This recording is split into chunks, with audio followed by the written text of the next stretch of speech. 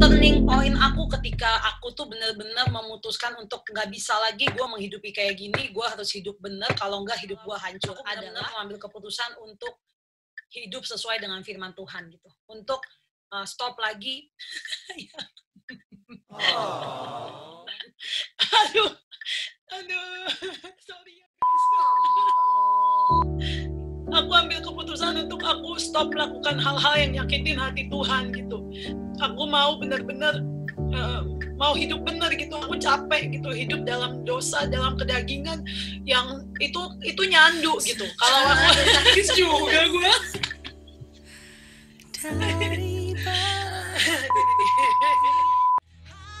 Hallelujah, you are my King of Kings, you are my Lord of Lords.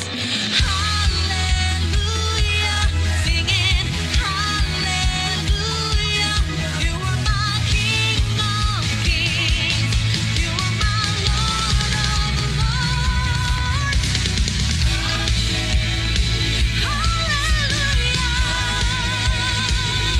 Yes, you are. Oh, you are my Lord of Lords in all the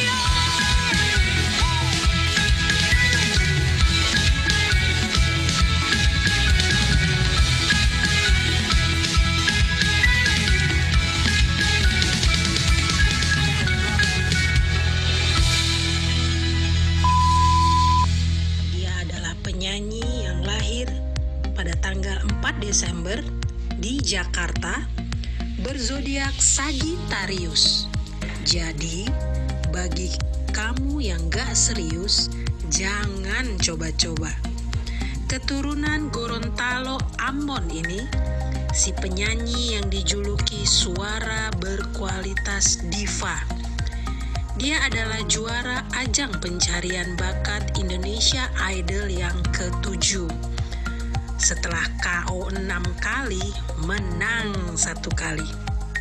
Sebelum terkenal menjadi trending topik dunia, dan di akhirat juga lah ya. Jadi saingan para biduan Daud dong. Pernah berprofesi sebagai penyanyi kafe. Itu loh, kafe. Karena aku peduli elu. Cici, ada yang rindu dipeduliin nih. Sudah mencetak beberapa single. Di tahun 2012, lagu Kemenangan. Tahun 2013, Terlalu Indah. 2014, Aku Jatuh Cinta. 2016, Di Bawah Happy Aja. 2019, Selamanya dan Cerita Baru. Inilah dia, Regina Ivanova Polapa. Mari beri tepuk tangan di udara.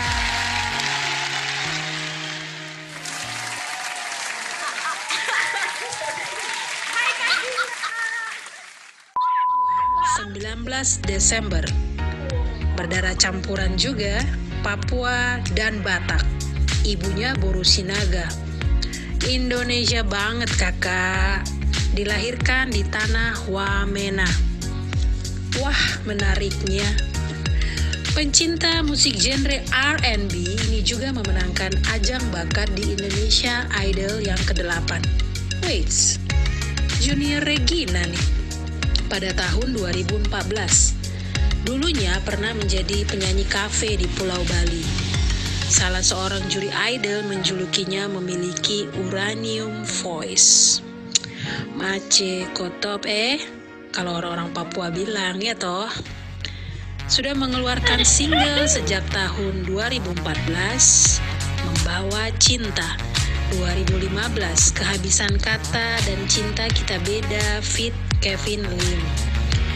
2016, Kekasih Bukan. 2018, Memilikimu Adalah Segalanya. Dan baru tahun 2020 ini berjudul Tertinggal di Papua. Apanya tuh mbak yang tertinggal? Hatinya pastinya. Banyak ya album singlenya. Kalau aku dari dulu sampai sekarang masih terus keluarkan status single. Inilah dia Noella Elizabeth Mikelia Auparai. Mari berikan jempol terbaikmu. Selamat Kak Noella. Terima kasih. Wah, baik gitulah. Atau satu album juga boleh. Kasih nggak ya? Terima kasih aja. Lagu ini spesial. Iya, pakai telur. Kita pikirin selama baru 1 menit. Geser sana dong, aku sempit. Oke, siap. Gua begini dong, gua Enggak, tanya lo lagi. gini. Enggak, dia ada pahit-pahitnya. Oke. Ya. Ya. Nadanya berapa? No. Segitu aja udah nggak usah tinggi. Ya, ya. Ya. Udah, jangan kelamaan. Ya. Oke. Sabar ya. Sabar. Oke, kita silakan.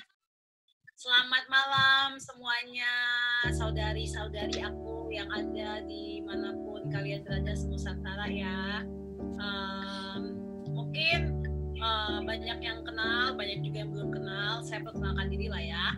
Nama saya Noella Elizabeth Mikelia Auparai. Panggil saja Noe boleh. Saya usia juga banyak ya, kalian Google aja kalau bukan usia aku ya.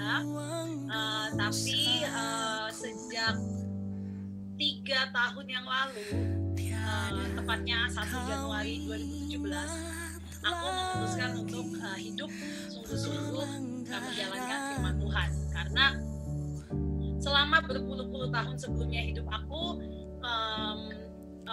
tahu firman Tuhan. Aku tahu baca Alkitab. Dari kecil aku ke sekolah minggu. Aku rajin di pelayanan. Aku suka dipanggil untuk nyanyi juga untuk pelayanan. Aku aktif di kegiatan ministry gereja dari aku masih kecil karena papaku pendeta. Tapi sayangnya itu hanya sebatas status karena aku tidak menghidupinya gitu. Aku nggak menghidupi firman Tuhan yang jelas-jelas kayak misalnya tertulis janganlah engkau berbohong, tapi aku masih aja suka bohong gitu. Kita harus jaga kemurnian hati dan diri kita. Aku masih aja nggak murni secara hati maupun secara kelakuan masih nggak murni di hadapan Tuhan. Sampai akhirnya tahun 2016 itu aku ketemu satu komunitas.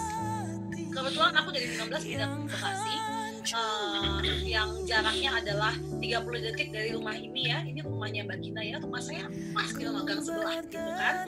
Jadi saya beli rumah di 2015, 2016 saya pindah ke sini.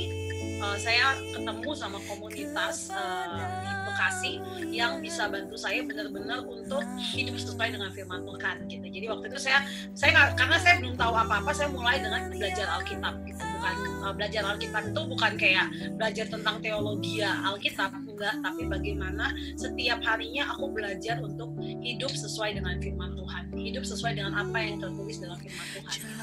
Nah, itu adalah hal yang tidak mudah, tapi juga tidak susah gitu. Sebenarnya jalannya enak banget ternyata sama Tuhan. Jadi banyak hal yang aku diubahkan saat itu, dari karakter maupun dari segala macam lah, dari fisik gitu. Aku merasa sebelum aku kenal Tuhan aku tuh nggak cantik, habis aku kenal Tuhan aku cantik banget gitu.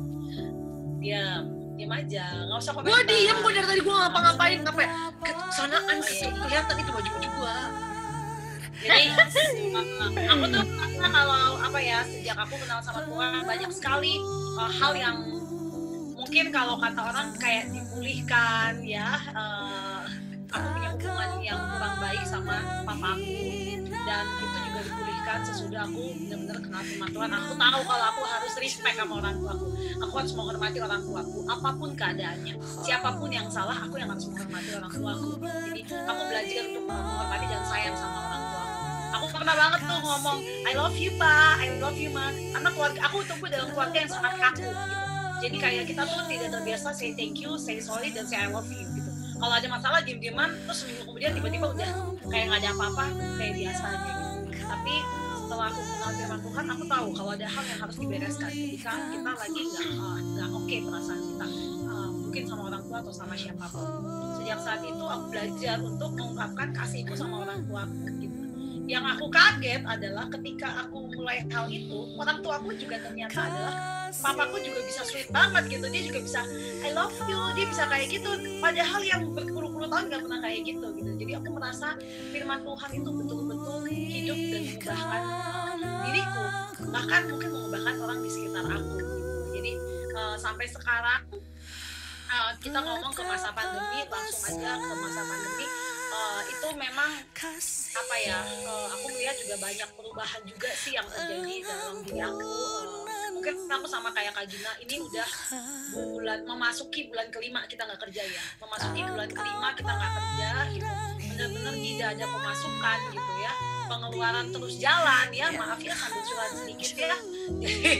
Itu apa ya, mungkin kalau aku merasa kalau dulu aku belum kenal Tuhan, wah gila, aku udah melakukan segala cara untuk mendapatkan uang apapun itu, pasti aku udah cari, pikir wah apa ini minta siapa nih, apa saya gitu. Tapi aku herannya sekarang itu aku malah santai banget gitu, mau di rekening ada duit nggak ada duit, aku masih bisa tetap happy gitu, aku masih bisa tetap enjoy hidup aku, karena sumber kebahagiaan aku bukan lagi duit, bukan lagi pekerjaan, tapi sumber kebahagiaan aku dalam Tuhan aja, aku udah happy. Aku punya komunitas yang sayang sama aku punya orang-orang yang ada di sekitar aku yang sayang sama aku, itu udah buat aku happy gitu. Jadi memang gak mudah untuk menjadikan apa ya, Tuhan sebagai prioritas, tetapi ketika aku menjadikan Tuhan sebagai prioritas, wah banyak sekali benefit yang aku dapatkan. Semua janji Tuhan di firman Tuhan itu nyata aku rasakan gitu. Kalau benar-benar aku taruh rasa aman aku dalam Tuhan, hidup aku tuh benar-benar berjalan dengan luar biasa gitu. Aku bisa bilang sangat luar biasa. Banyak hal yang tidak pernah aku bayangkan, tidak pernah aku mimpikan, tapi itu terjadi gitu. Baik dalam hal kayak mungkin dulu tuh aku adalah, karena aku ini lahir di Papua gitu. Aku lahir dari keluarga yang sangat sederhana gitu. Keluarga kami mobil aja nggak punya motor aja, motor dinas gitu kan. Jadi terus waktu aku menang Idol, aku tiba-tiba punya rumah, aku punya mobil, aku kayak gila ya Tuhan, aku tuh bayangin aja nggak pernah gitu. Terus dulu aku nggak pernah tuh kayak mimpi bisa keluar negeri untuk jalan-jalan maupun untuk nyanyi, nggak pernah gitu aku mikir kayak gitu. Sekarang bahkan aku bisa nyanyi di luar negeri, itu kayak gila, ini nyata nggak sih gitu. Makanya aku melihat betapa sebesar itu Tuhan itu punya kuasa, Tuhan itu punya rencana yang kalau aku ada di 10 tahun lalu, aku tidak akan pernah membayangkan diriku ada di posisi ini gitu. Jadi ya sebesar itu Tuhan kita gitu. Jadi itu dulu deh aku gimana awal perjalanan aku akhirnya bisa ketemu sama komunitas ini adalah waktu itu tahun 2012 setelah aku memenangkan Idol. Aku ngerasa kayak apa ya, Tuhan tuh terlalu baik dalam hidup aku dan terlalu banyak yang Tuhan lakukan dalam hidup aku yang harusnya aku bisa memberi lebih gitu buat Tuhan gitu. Nah jadi setelah 2012 semua mimpi-mimpi aku tuh kayak Tuhan tuh jawab gitu, kayak sampai hari ini bahkan aku udah gak punya mimpi yang maksudnya yang worldly, yang gimana-gimana banget, kayaknya hampir semuanya udah dijawab sama Tuhan gitu. Dan akhirnya aku diundang lah nyanyi pelayanan kemana-mana gitu kan, ceritalah tentang my spiritual journey with God, nyanyi lah gitu kan. Terus aku ngerasa kok kayak ada satu hal yang kurang gitu dalam hidup aku gitu. Kalau misalnya aku tuh ceritain tentang Tuhan, tapi kalau dibarengin sama ayat Alkitab tuh kayak ini akan jadi lebih powerful, akan jadi lebih. Aku tahu bahwa sekolah teologi itu nggak mungkin buat aku karena jadwal aku sebagai seorang penyanyi itu kan fleksibel jadwalnya gitu. Sementara kalau kayak kuliah gitu kan jadwalnya fix gitu, ada fix schedule yang harus diikutin, which aku nggak bisa. Jadi tahun 2015 aku ketemu dengan Karya di satu komunitas artis-artis Kristen gitu di Jakarta. Nah ketemu sama dia, kita ngobrol-ngobrol, dan beberapa bulan kemudian aku melihat Karya posting tentang anak Teams lagi belajar Alkitab di di Bekasi gitu, di WhatsApp gitu, dia post gitu kan, di Telegram gitu, post, dan aku bingung gitu karena saat itu kan aku memang lagi pengen banget bisa belajar Alkitab gitu kan. Terus setelah selesai dari Karya belajar Alkitab sama anak itu, aku message Karya dong, aku bilang, "Hai Kak, how are you, lagi sibuk kah?" Terus dia bilang, "Enggak deh, ini baru aja selesai nih belajar Alkitab sama anak Prince tadi." Terus aku bilang, "Kok bisa sih enakin hatinya sebegitunya gitu, karena aku kalau mengingat diri aku waktu masih di usia yang sama, kayaknya aku nggak kayak gitu gitu loh. Nah terus apa namanya saya tanya, Kak kalau mau belajar Alkitab bayarnya berapa gitu kan, aku diketawain sama dia gitu kan, dan aku cukup lapar gitu. Lu serius lapar waktu itu? Serius lapar gue. Terus udah kan udah kayak gitu, akhirnya Karya bilang, enggak deh, nanti Tuhan Yesus yang bayar kakak ya. Aku reconfirm dong, aku bilang Gratis nih. gratis nih Kak, jadinya gratis. Iya gratis gitu kan. Oh wah bagus nih. Terus habis itu si siapa namanya Karya bilang, aku bilang, terus untuk jadwalnya gimana ya Kak? Gitu, apakah harus seminggu 3 kali Kak, atau seminggu 2 kali atau gimana Kak? Gitu kan. Nah akhirnya Karya bilang, oh bebas kok Dek, bisa ngikutin jadwal kamu gitu. Aku langsung kayak, wah makin menarik gitu kan. Oke baiklah. Long story short, akhirnya aku ikut belajar Alkitab. Jadi pertama kali ketemu sama Karya, aku spend time 4 jam sama dia, dan akhirnya aku cerita semua yang terjadi di masa laluku. Dari aku bayi, aku hidup sampai dengan aku hidup hari itu di 2016 tanggal 28 Oktober 2015. 28 Oktober 2015. Aku cerita semua hidup aku confess semua dosa-dosa aku sama dia, dan kita langsung belajar Alkitab gitu untuk fase yang pertama gitu kan. Aku langsung merasa bahwa gila ya, aku nih orang yang bisa dikatakan cukup religius waktu itu. Tapi ternyata aku nggak tahu apa-apa tentang siapa Tuhan itu. Aku nggak benar-benar Tuhan yang mengandung janji itu cuman tentang hubungan kita sama orang tua gitu ya, kayak tentang kalau kita respect orang tua kita gitu kan ya, umur kita akan lanjut di tanah yang diberikan Tuhan sama kita, kayak gitu-gitu. Dan ada di buku yang lainnya, aku lupa di mana waktu itu aku pernah satu dari situ. Jadi kayak intinya ketika kita respect sama orang tua kita, itu kayak Tuhan tuh punya extra blessings lah, istilahnya kayak gitu, buat kita anak-anak yang mau respect sama orang tua kita gitu. Terus aku juga teringat sama satu ayat yang bilang, kalau aku membenci saudara aku sama aja kayak pembunuh manusia gitu. Wah gila, itu aku stres banget mikirin, tapi kayak dalam hati aku tuh kayak aku ngerasa aku nggak bisa nih berdamai sama mamaku gitu. Buat aku kayak, lu yang melakukan kesalahan, lo yang harusnya minta maaf sama gue, bukan gue yang minta maaf sama lo. Dulu di otak aku tuh kayak gitu. Tapi aku bersyukur kayak aku punya sisters yang mendoakan aku, yang puasa untuk aku gitu ya, yang benar-benar mensupport aku dalam proses pertobatan aku untuk aku bisa rekonsiliasi sama mama aku. Dan akhirnya hari itu datang, aku reconcile sama mamaku, dan sampai hari ini ya perjalanan gak selalu mulus, benar, tapi at least sekarang aku bisa jadi Gina yang mengkomunikasikan isi hati aku. Kalau misalnya aku ngerasa kayaknya gue gak oke sama nyokap, aku bisa kasih tahu apa yang ada di dalam hati aku gitu. Dan untuk menjadi seorang Regina yang kayak gitu pun gak gampang gitu. Untuk aku bisa communicate apa yang ada dalam hati aku, gak gampang banget. Aku seorang conflict avoider, aku seorang yang gak enakan gitu, tapi karena firman Tuhan, sedikit demi sedikit aku jadi Regina yang berproses, Regina yang terus little by little gitu ya, bisa ditumbuhkan. Dan akhirnya ya hari ini kita punya bisnis di rumah gitu ya, kecil-kecilan, warung-warungnya jualan mama aku. Dan ya, dan itu jadi kayak bikin hubungan aku sama mama aku jadi lebih baik lagi gitu. Dan bukan hanya itu gitu, maksudnya begitu banyaklah yang Tuhan kerjakan dalam hal kesombongan gitu. Aku adalah orang yang sangat sombong, hedon dan lain-lain. Ya dulu aku sangat pemilih, kayak aku akan memilih siapa nih orang mau dekat sama gue, mau ngapain gitu. Aku akan lihat dia maksudnya dengan backgroundnya apa, kerjaannya apa. Kalau aku ngomong sama dia nggak nyambung, aku males, aku akan tinggalin. Dan aku dibimbing selama 2 tahun di area ini gitu, dan aku bersyukur gitu karena ya seriously Tuhan Yesus aja dia main sama siapa sih? Tapi dia main sama raja-raja, dia main sama ratu-ratu enggak gitu, dia main sama orang sakit kusta, sama pelacur ya kan, sama pungut cukai. Ya Tuhan Yesus sendiri aja kayak gitu. Dan lu siapa lo mau gaya-gayaan pilih-pilih orang gitu. Jadi kayak banyak sekali gitu ya, kayak yang Tuhan buka, yang Tuhan reveal dari seorang Regina ini siapa sebenarnya di hadapan Tuhan. Tapi ya the more Tuhan reveal, the more aku bersyukur gitu. The more aku kayak ngerasa melihat bahwa gila ya, Tuhan ini sayang banget sama gue, sampai dia tuh bener-bener pengen gue tuh semakin hari semakin jadi serupa sama dia, semakin mirip sama dia gitu.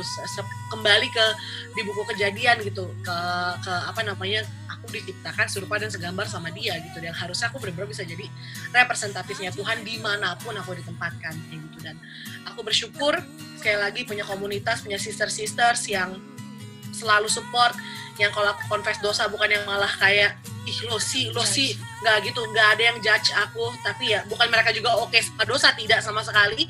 Mereka tetap bisa merangkul aku, tapi tetap bisa speak the truth juga sama aku, kasih tahu nih salah satunya Mbak ini ya, yang tempat langganan saya, tempat sampah saya, dia Sama tempat saya juga. kayak bener-bener cerita segala macam, dia tegur aku keras, dan tapi aku tahu dia tegur bukan karena apa-apa, dia tegur karena dia mau kasih tahu bahwa ya menurut pandangan Tuhan gak kayak gitu nih, harusnya lo kayak gini, coba deh lo pikir lagi, coba deh kayak gitu. Jadi I'm grateful gitu. Mungkin itu dulu. Paling banyak yang terjadi adalah tentang keyakinan kita beribadah gitu. Karena kami itu sering banget jobnya tuh weekend ya, pekerjaannya tuh di weekend dan banyaknya di luar kota gitu ya. Jadi kayak kita punya keyakinan kalau taruh Tuhan pertama kan berarti melakukan hal-hal yang dia happy gitu ya, beribadah, terus kita juga punya persekutuan doa apa segala macam gitu. Jadi kayak prioritasin Tuhan kan kita harus prioritasin hal tersebut. Kadang ketika jadwal kita bentrok nih sama kerjaan sama itu, nah itu tuh yang biasanya akan menjadi hal yang dilema gitu kan. Jadi biasanya sih maksudnya kita juga bersikap bijak ya. Maksudnya karena bersikap bijak ini, kami berdua ini mungkin sekarang bagi start bisnis gitu ya, tapi dulu kami ini pure hidup dari cari makan kami dari nyanyi gitu. Kalau nggak nyanyi kami nggak makan gitu kan. Jadi kalau maksudnya kalau terlalu kita kayak nggak bisa, gua harus ibadah terus setiap hari, setiap Sabtu nggak nyanyi, itu nggak bisa juga, lalu nggak sudah dikasih berkat lu nggak ngambil jobnya gitu. Akhirnya kita seringnya sih kita diskusi sama kita punya pembimbing ya, kita punya pembimbing masing-masing, pembimbing rohani kita diskusi kayak baiknya gimana ya gitu. Nah, bersyukurnya kalau misalnya kayak jobnya cuman kayak di Jogja atau di Jawa atau kayak Medan gitu ya, yang mungkin ada jemaat kita juga, kita pasti bisa ibadah di situ gitu ya. Tapi kalau misalnya nih kayak aku sering banget dapat job di Papua gitu kan, di ujung timur, udah gitu kadang kita nggak ada jemaat di situ, ya mungkin nanti aku akan minta advice lagi apakah aku ambil job tersebut apa enggak. Nanti pembimbing aku yang mikirin efeknya seperti apa gitu. Jadi kita sih lebih ke diskusi gitu. Tapi memang kalau bisa kita biasanya ya kita ya kalau bila perlu kita flight jam 5 pagi dari Semarang misalnya atau Surabaya atau dari Bali jam 5 pagi, flight jam 5 pagi sampai di Jakarta jam 7, bandara sampai di rumah jam 8:30, habis itu langsung ibadah gitu. Karena itu adalah keyakinan kita gitu. Ya mungkin aku tambahin ya, kalau yang relate dengan sekarang ini ya, kita berdua sama-sama ngerjain YouTube channel gitu ya, kita sama-sama punya tim yang sama ya, apa namanya, kalau kalian lihat mungkin kehidupan para YouTuber itu kan kayak orang gila ya, mungkin kayak setiap hari dalam hidupnya itu konten gitu ya. Tetapi kembali lagi aku bersyukur gitu ketika aku benar-benar mau prioritasin Tuhan di atas segalanya gitu ya. Puji Tuhan juga kayak kita dianugerahkan tim yang baik. Betul, bener banget. Yang sangat mengerti conviction kita. Betul. Gitu loh, kayak when kita bilang, nggak bisa nih jam segini gue ada doa dulu, ya udah nggak apa-apa, nanti break dulu aja kak, kakak doa dulu, baru nanti kita balik lagi lanjut. Bisa kayak gitu, jadi semua tuh kayak merinding gitu, kayak ada adjustmentnya gitu. Jadi ya ketika kita benar-benar put God first gitu ya, kayak prioritasin Tuhan, semuanya ngikut beneran bisa gitu. Tentang gimana hatinya kita aja gitu, mau bener-bener nomor satuin dia enggak gitu kan. Tuhan kemarin cuma lihat itu doang kan, ya nggak sih, gimana kita mau utamain dia atau enggak. Itu sih. Itu bener banget sih. Wah, Itu keren banget sih. Wah, ini pertanyaannya banyak banget. Oh my god, sampai bingung nih. Jadi siap-siap kita akan sampai subuh kali ya kak ya. Ada nggak sih momen dimana mungkin kakak ngerasa insecure atau jadi gimana gitu dan nggak percaya diri kali ya, dan terus ada nggak cara buat mengatasinya? Siapa mau jawab? Oke.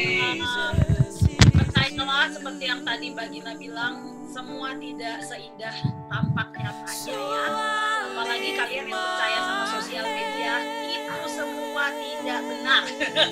Yang ada di sosial media itu adalah hal yang ingin dilihat sama orang, belum tentu dalam seperti itu. Jadi mungkin itu juga yang terjadi di aku gitu, kayak mungkin tanpa keluarnya aku adalah orang yang aktif ya, terus percaya diri, terus person, masuk ke orang tuh gampang banget gitu. Tapi sebenarnya ini nggak banyak orang yang tahu kalau sebenarnya aku tuh adalah orang yang insecure gitu. Aku tuh banyak tidak percaya diri sama diriku sendiri. Yang tahu memang orang-orang yang terdekat sama aku. Kayak salah satunya pembimbing aku gitu, Karya Warna itu dia selalu bilang gini, believe that you are more than what you think. Itu kamu tuh sebenarnya lebih dari apa yang kamu pikirkan gitu. Aku tuh selalu tidak pede untuk memulai sesuatu gitu. Aku bahkan nih ya kalau lagi ngumpul sama teman-teman sesama artis, aku itu tidak pede untuk menyapa mereka karena aku merasa kalau gua mah nggak seterkenal mereka lah,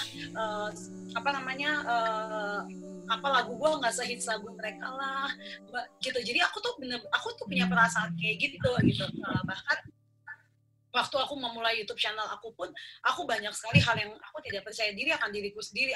Gue nggak bisa nulis lagu nih, gue nggak bisa ini nih sebenarnya nih gitu. Jadi ternyata setelah aku jalani selama bertahun-tahun, aku baru sadar kalau itu adalah hal yang menghambat aku untuk berkembang sebenarnya gitu. Karena aku terlalu banyak merasa insecure. Setelah aku bicarakan, setelah aku minta nasihat, aku obrolin, aku diskusiin tuh biasanya Kak Gina, Karya yang aku ajak diskusi, mereka selalu bilang, lu tuh nggak gitu, makanya ini ada cerita lucu. Aku pernah merasa sangat insecure untuk naksir sama satu cowok karena aku merasa dia lebih pintar daripada aku, dia lebih keren daripada aku, dan dia lebih, kayaknya dia itu di atas strata gue deh, gue nih kayaknya nggak selevel sama dia tuh terlalu tinggi levelnya gitu. Sampai aku diomelin sama dia nih, sama Gina, sama Karya gitu, gara-gara lu tuh Indonesian Idol gitu. Maksudnya lu bisa-bisanya insecure untuk naksir sama cowok, cuma naksir doang aja aku insecure gitu. Emang nggak jelas Mbak ini, agak gesrek otaknya, nggak jelas. Cuma untuk naksir aja aku insecure gitu. Gue kayaknya nggak layak deh, dia pasti nggak mungkin suka sama gue gitu. Jadi sebenarnya di luar packaging yang tampak percaya diri dan keras ini, sebenarnya dalam hati itu banyak sekali hal-hal yang membuat aku merasa aman dan merasa kalau aku berharga, aku layak, dan aku punya sesuatu yang lebih juga di mata dunia maupun di mata Tuhan, yaitu adalah hubunganku sama Tuhan.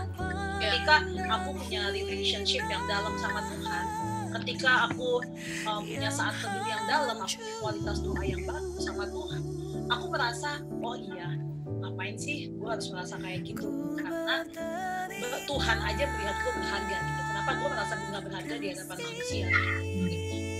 Cara mengatasinya ya dengan hubungan sama Tuhan, itu yang membuat aku bisa stabil untuk percaya akan diriku sendiri. Karena Tuhan percaya sama aku, Tuhan percayakan banyak hal sama aku yang tidak pernah aku pikirkan. Sayang banget kalau aku aja gak percaya sama diriku, padahal Tuhan percaya sama aku.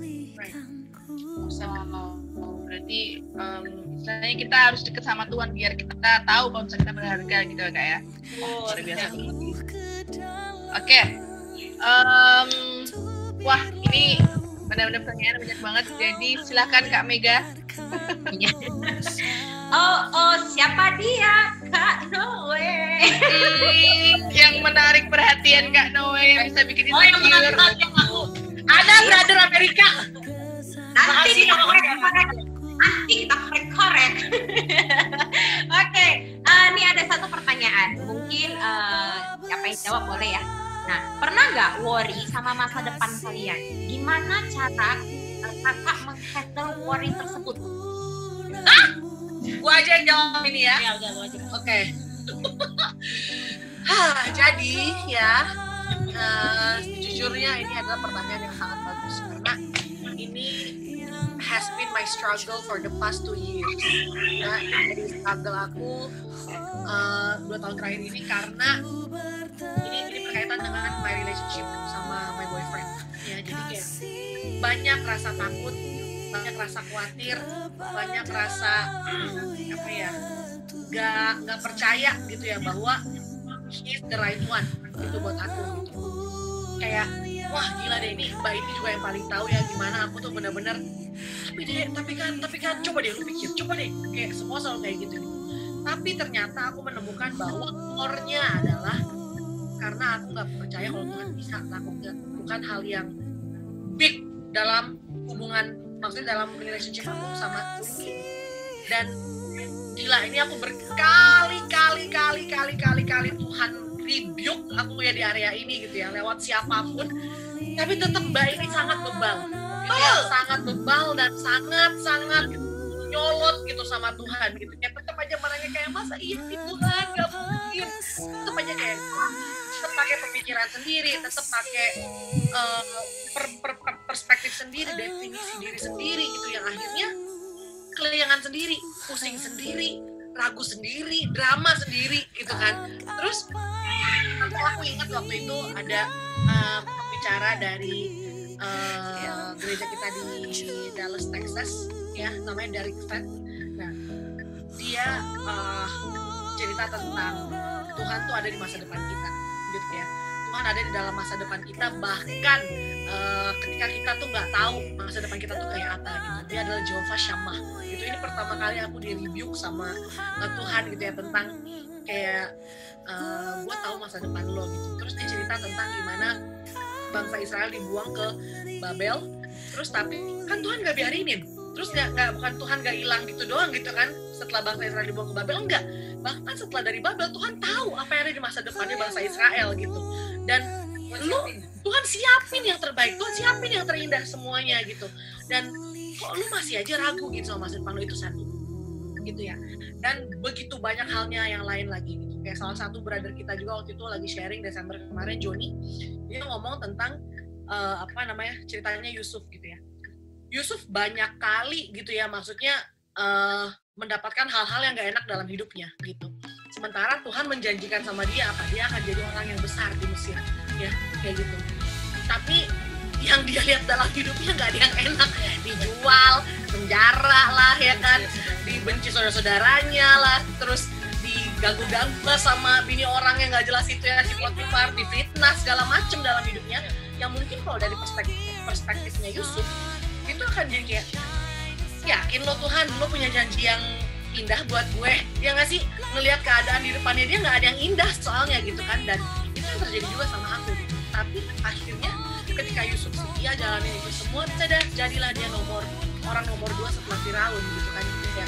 Cuman beda raja sama bukan raja aja gitu gelarnya sama si Firaun gitu kan. Itu yang kedua. Yang ketiga, aku ingat waktu itu khotbahnya Bang John, pemimpin gereja kita di Depok ya. Dia cerita tentang conviction kita sebagai seorang Kristen yang sejati harusnya itu semakin besar setiap kali, maksudnya sepanjang hidup kita tuh harus semakin besar. Dia keluarin ayat waktu itu di Lukas berapa ya, aku lupa, pokoknya tentang ayat yang Tuhan Yesus mengutus murid-muridnya itu seperti domba di tengah-tengah serigala gitu ya. Buat orang kan, lo gila kali ya, lo jadiin gue murid lo, tapi lo bawa gue ke gerombolan serigala tuh gimana sih? Ya nggak sih gitu, buat sebagian orang pasti kayak, gak masuk di akal gitu. Tapi itu dia, seberapa besar conviction kita sama Tuhan, seberapa besar keyakinan kita tentang Tuhan bisa keluarin kita meskipun kita satu domba piyik di tengah-tengah serigala, seberapa lo yakin Tuhan bakalan keluarin lo dan Tuhan ngomong apa sama kita.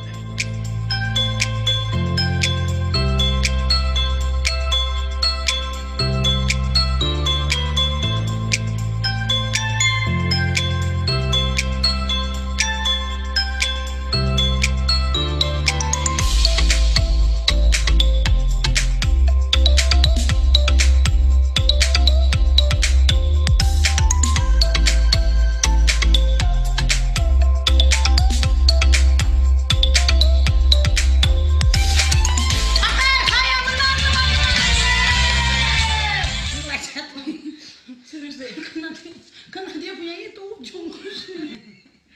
Nyanyi dong. Kayak anting kamu. Kita kan orang make.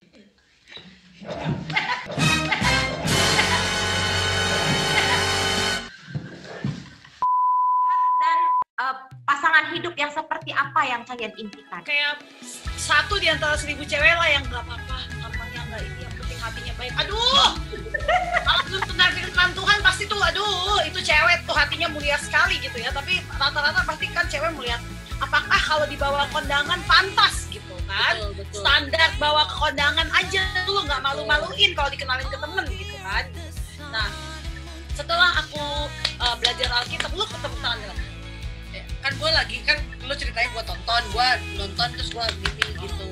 Oke, maafin kakak aku ya.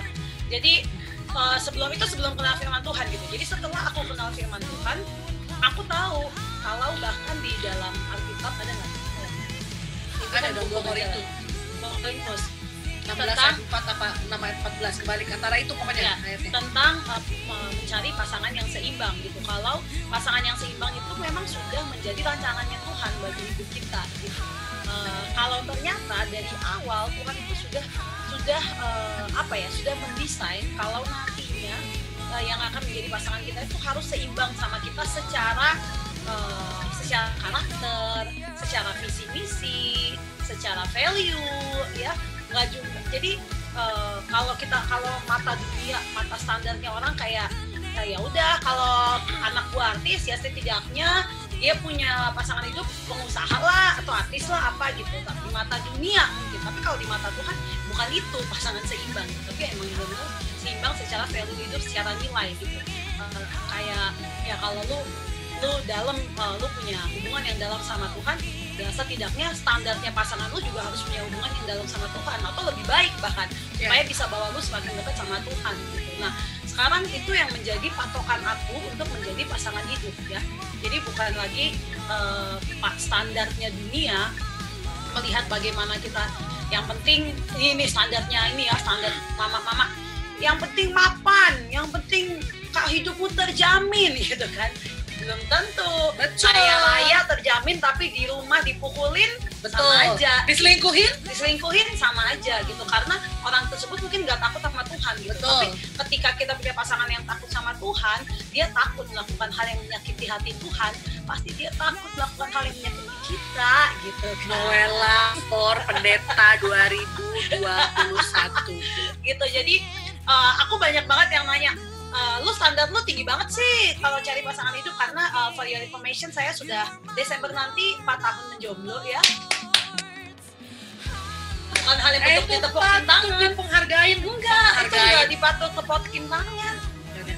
Jadi kayak maksudnya kayak kamu terlalu milih kali, terlalu apa? Kalau gini enggak sih sebenarnya. Aku percaya kalau seseorang yang memang yang sudah Tuhan persiapkan yang menjadi pasangan yang seimbang buat aku, pasti akan datang gitu. Tapi mungkin sekarang ini aku belum menemukannya gitu. Ini juga kayak apalagi ya buat cewek-cewek di ruangan ini gitu ya, yang mungkin usianya seperti aku udah kepala 3, belum nikah, mending nikah, belum punya pacar ya.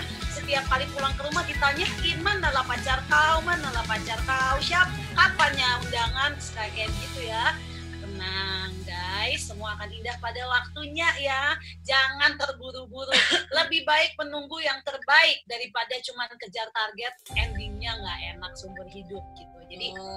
Jadi ya aku sih percaya kalau ya aku sangat meyakini kalau aku harus mempunyai pasangan yang seimbang kalau aku mau benar-benar memenuhi rancangan Tuhan dalam hidup aku gitu. Walaupun tampaknya lagi nggak enak nih sekarang nih, mungkin kayak lonely lah, kayak ini nih udah mulai kasihan nih adik gue mulai halu gitu, sering banget halu kan karena udah 4 tahun jomblo, halu tiap malam minggu maunya dia nggak boleh pacaran, harus temenin gue gitu kan, udah mulai halu gitu kan. Gua teleponan aja lu komplain, dia telepon sama pacar dia aja aku komplain, boleh nggak jangan romantis depan aku gitu kan. Tapi poinnya adalah aku yakin kalau ya Tuhan udah siapin yang terbaik, tinggal bagaimana kita mengimani dan bagaimana kita mau sabar aja nunggu waktunya Tuhan. Ini hal yang bagus yang disampaikan sama pendeta. Kalau lu mau dapetin pasangan yang terbaik, lu sah aja jadi diri lu menjadi yang terbaik gitu. Jangan harap lu mau dapat yang kualitasnya begini tapi kualitas lu di sini gitu. Kalau lu mau dapat kualitas tinggi, lu naikin kualitas lu, kasih waktu yang terbaik gitu. Cakep. Parah, aku jadi merasa lebih semangat Ya, betul. untuk Benar. mencari yang terbaik. Kalau Kak Noe tadi 4 tahun, aku 9 tahun Kak jomblo. Ya Allah.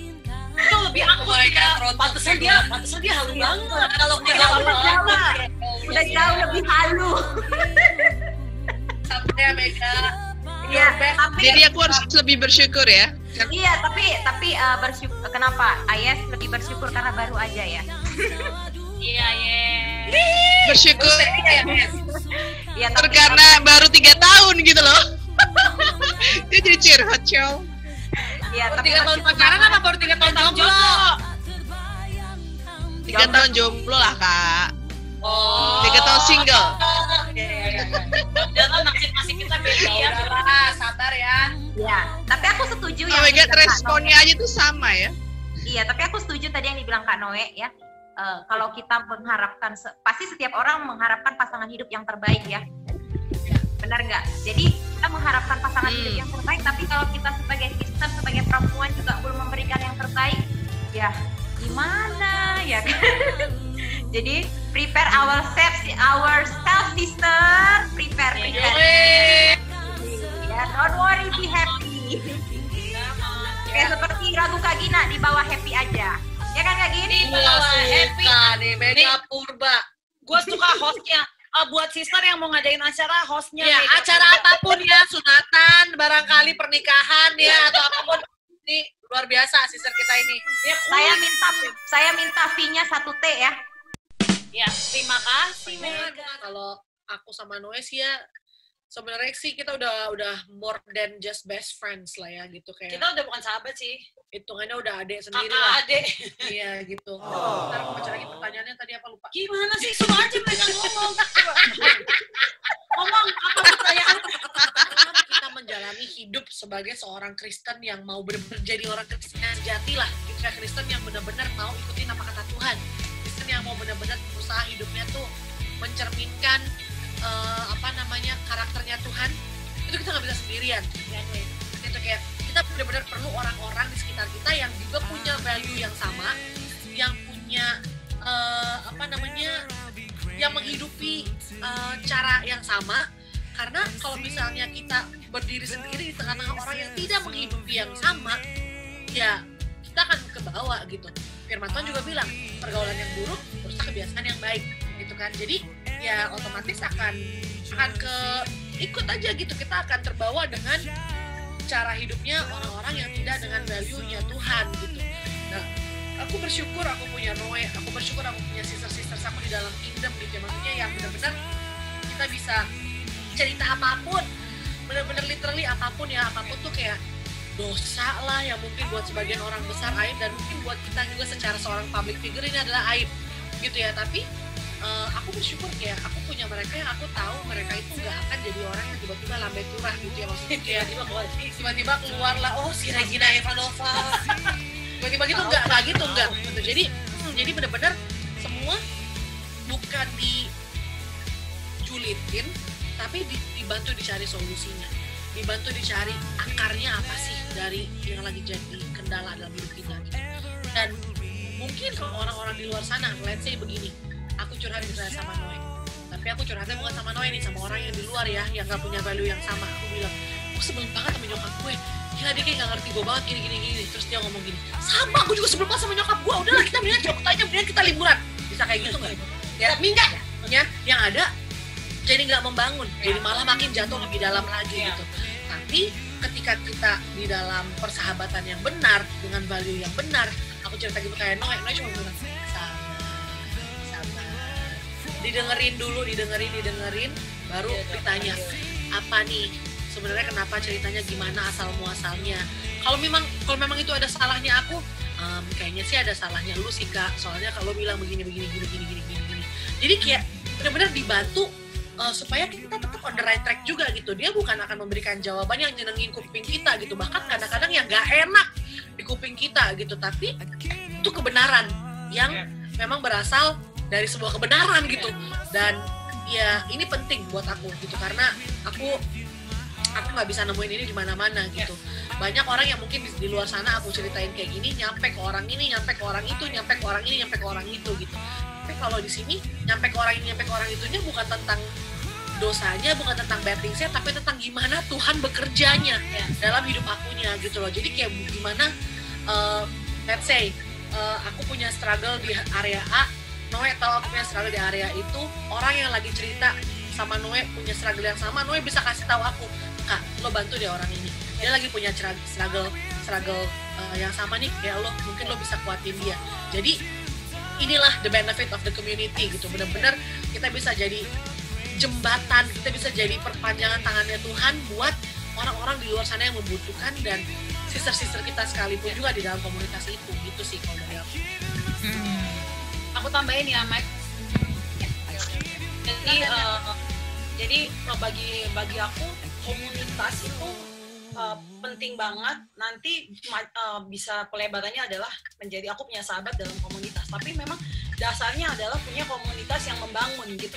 Kayak yang tadi Kak Gina bilang gitu, kalau kita salah komunitas, apalagi dengan profesi kita ya sebagai public figure gitu ya. Kalau kita salah berteman terus cerita tentang aib dan dosa kita, wah bisa-bisa besok udah masuk kita gitu kalau kita salah berteman nih gitu kan. Atau enggak kita berteman kita cuma friends with benefit, berteman hanya untuk mencari keuntungan gitu ya. Kalau udah nggak ada keuntungannya, kita yang ditinggal atau kita yang meninggalkan gitu. Tapi aku bersyukur ketika aku ada di komunitas ini, aku itu sesuai firman Tuhan nggak di dalam nih. Banyak orang kayak gini, di gereja suci, di luar enggak gitu. Di gereja bener, wah nggak ada melakukan apa-apa, di luar wah gila-gilaan gitu melakukan dosanya. Nah, untuk menjaga supaya kita hidup di dalam komunitas, di dalam gereja dan di luar gereja, di luar kehidupan kita di komunitas itu harus sama realnya, sama benernya di hadapan Tuhan, itu yang akan mengimpact orang lain. Dan turning point aku adalah ketika aku benar-benar belajar Alkitab dan menghidupinya ya, dalam hidup aku baru bisa lihat cara Tuhan kerja itu gila-gilaan gitu. Kayak banyak orang tahu isi Alkitab, banyak orang hafal ribuan ayat di otaknya, tapi kalau dia nggak hidupin itu percuma ya. Buat aku kayak gitu. Ketika kita mau benar-benar tahu seberapa sih powerfulnya firman Tuhan itu, read it and live it ya, gitu. Jadi bukan cuma baca doang, you live the word then you'll know gitu. Kayak how powerful it is gitu, gimana powerfulnya perkataan itu gitu. Karena ya kita nggak akan pernah tahu, beneran deh, kita nggak akan pernah tahu sampai akhirnya kita lakuin gitu. Dulu aku orang yang kayak aku bilang tadi di awal-awal ya, aku orang yang sangat religius, aku juga saat teduh kok dulu gitu, saat teduh. Tapi ya gitu, baca buku renungan harian orang lain gitu ya, nggak langsung dari source-nya, nggak langsung dari Tuhan gitu, nggak langsung dari bukunya itu sendiri, nggak langsung dari Alkitab itu sendiri gitu. Dan makanya aku nggak ngalamin perubahan apa-apa dalam hidup aku dulu ya, karena ya nggak punya intimate relationship kok gitu ya. Jadi buat aku my turning point adalah ketika aku study the word of God dan I live the word of God, akhirnya aku bisa lihat hidup aku benar-benar diubahkan. Oke. Kalian mau encourage sama dulu? Oh iya, kalian aja. Jadi buat semua sisters yang ada di sini, I know that it's not an easy moment buat kita semua ya, karena pasti ada yang mungkin penghasilannya terpotong atau mungkin ada kehilangan pekerjaan gitu ya. Percayalah, bukan hanya kalian tapi kita semua di seluruh dunia mengalami itu ya. Benar-benar banyak banget lah yang mengalami hal yang sama gitu. Tapi kembali lagi, justru di momen-momen kayak gini, ayo bangun hubungan sama Tuhan seintimate mungkin gitu, karena that peace, that rasa secure itu cuma bisa kita temuin dalam Dia sih gitu. Kalau mau rasa secure, ya Allah ya gila, dulu aku tuh benar-benar ya, Noe paling tahu lah saksi hidup aku gimana aku dulu sangat mentuhankan uang dan pekerjaan aku gitu ya. Kayak momen kayak gini gak kerja 5 bulan, aku bisa jadi orang gila, stres, mungkin aku udah Cari cara baik halal maupun nggak halal. betul, halal nggak halal yang penting gue dapet duit, bisa kayak gitu punya gitu kan. Tapi aku bersyukur gitu ketika aku belajar Alkitab, sekali lagi Tuhan benar-benar rebuke aku karena Tuhan tahu hati aku itu korup, hati aku dulu ke duit dan kekerjaan. Nah Tuhan hajar, Tuhan speng, dan akhirnya ya sekarang aku jadi Regina yang mesti duit aku di ATM udah sakratul maut ya, udah mungkin udah nyanyi-nyanyi istilahnya gitu, mau ditarik nyawanya kayak gitu ya. Tapi I'm good ya, we're happy. Aku masih tetap bisa jalan-jalan, aku masih bisa tetap live the life, dan aku bisa makan enak, makanan dikirimin setiap saat sama orang, ya nggak sih, kan kekurangan gitu. Jadi kayak itu semua kalau bukan Tuhan, aku nggak tahu itu siapa ya. Jadi tetap fix your eyes on God. Amin. Aku ngomong kalau aku benar-benar mengambil keputusan untuk hidup sesuai dengan firman Tuhan, untuk stop lagi.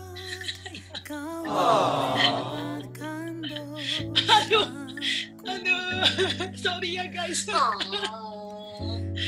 Aku ambil keputusan untuk aku stop lakukan hal-hal yang nyakitin hati Tuhan gitu.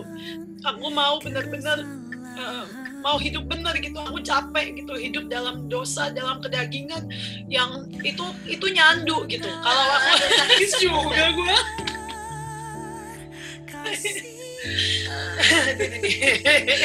Jelas sih lu.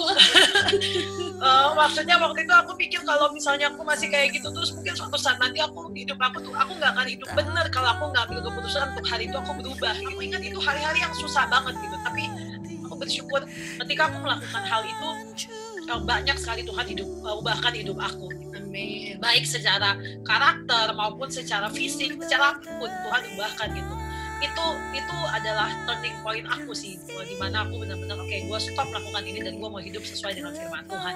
Dan puji Tuhan sampai hari ini walaupun gak ada manusia yang sempurna guys, kesempurnaan hanya milik Allah.